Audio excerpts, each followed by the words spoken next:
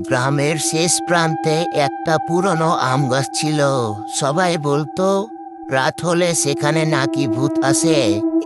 সেটা কেউ বিশ্বাস করতো না, একমাত্র রাহুল বলে একটা ছেলে বিশ্বাস করত।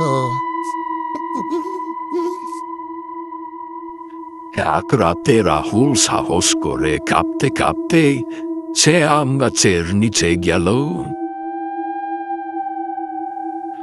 হঠাৎ পেছন থেকে একটা ফিস ফিস শব্দ। তারপর চোখে পড়ল রাহুলের সাদা কাপড় পরা একটা ভূত। তার সামনে এলো, সে কাঁপতে থাকলো ছোট্টার করে।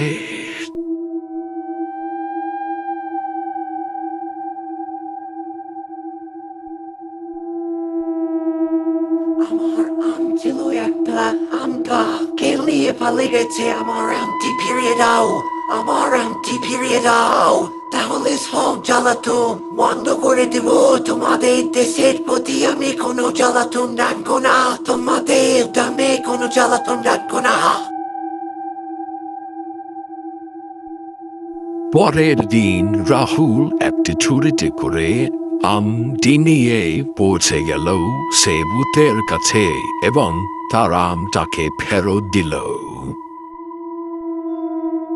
এই আমার আমটা নিয়ে এসেছে, বাঁচাদোন আমার আমটা,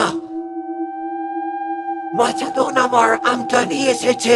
ভালো করে এনে দিয়েছো, খুব উপকার হলাম আমি।